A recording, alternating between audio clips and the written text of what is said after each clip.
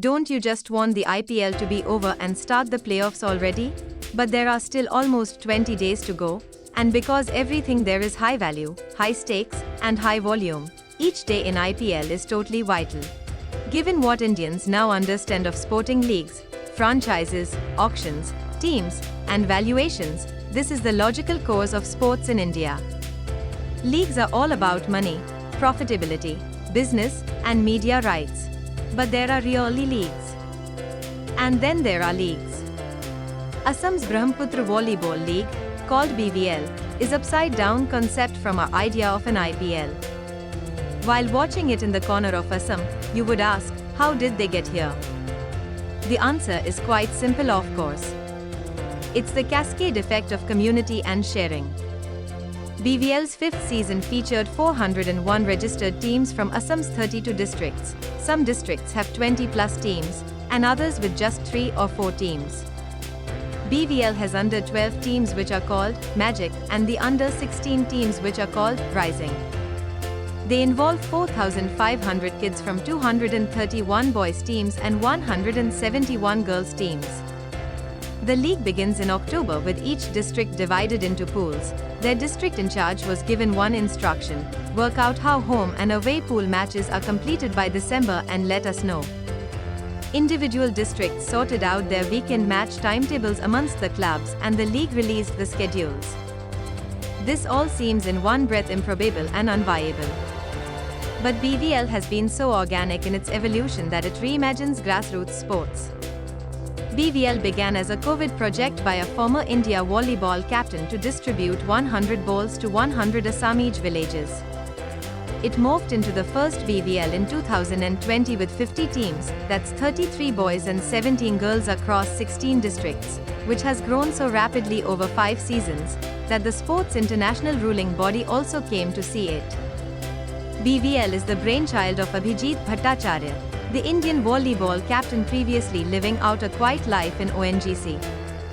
As a dazed outsider at the BVL Season 5's final week of competition called Super League, surrounded by shrieks of girls and boys playing across 4 courts under the golden hedge of all bamboo resting spaces. Every team's travel and kit is paid for by either the league's supporters plus adopters from India and across the world, or supported by funds drawn from the league's resources itself. Teams that top their district league qualify for the zonals. 8 zones named after Assam's rivers then produce their winner in Magic and Rising groups, who travel to play the final week of the Super League against other zonal champs.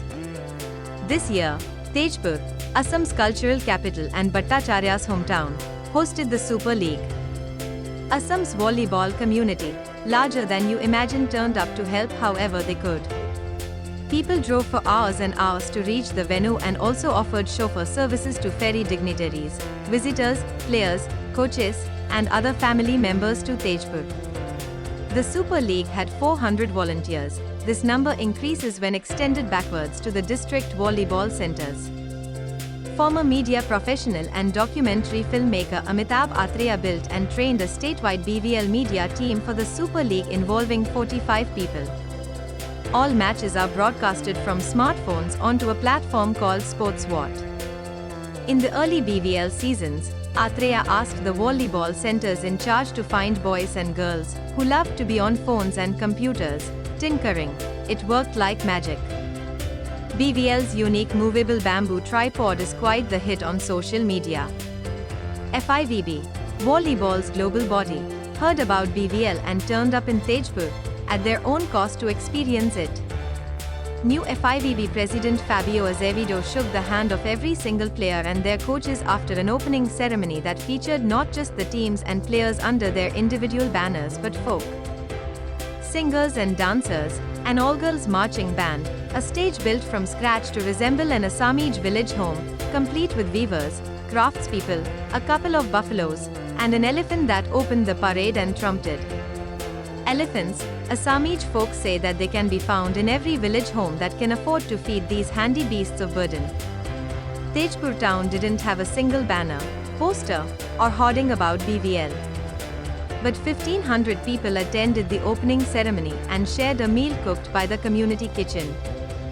The only sponsor visible was Jalandhar-based sports goods manufacturer Vector X, who specially designed and then donated a volleyball for under-12s. With Tejpur confirmed as the location for Super League, people gave whatever they could to support this tournament. Teams travelling to the Super League brought offerings from their villages and towns, a large jar of bhoot jholkia chilies grown in the countryside or gazillion coconut ladus and rolls of tel pitha, the Assamese sweet rolls made of rice flour stuffed with a mix of black sesame and jaggery. Overjoyed at having qualified, the volunteers went door to door asking villagers to give whatever they could to help their kindly Super League hosts in Tejpur.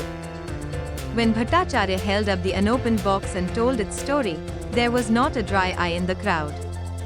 The box will be sent to the FIVB Museum in Lausanne. FIVB certifies BVL as the world's biggest non-professional, community-supported grassroots league in their sport. Could it be the biggest grassroots movement competition worldwide across sports? When the internet was asked this question, it was baffled. Google took a few shots at IPL and the Premier League, being offered links about generic grassroots sport, and DuckDuckGo's Al-Assist said no relevant information was found in our search. BVL exists under Assam Volleyball Mission 100, a not-for-profit, public charitable trust. In an age of bling, bombast, and megabucks, BVL is life-affirming and faith-restoring. It has a largeness of heart and a generosity of spirit that, never mind sport, our world needs. That in itself is as big, with a capital B, as it gets.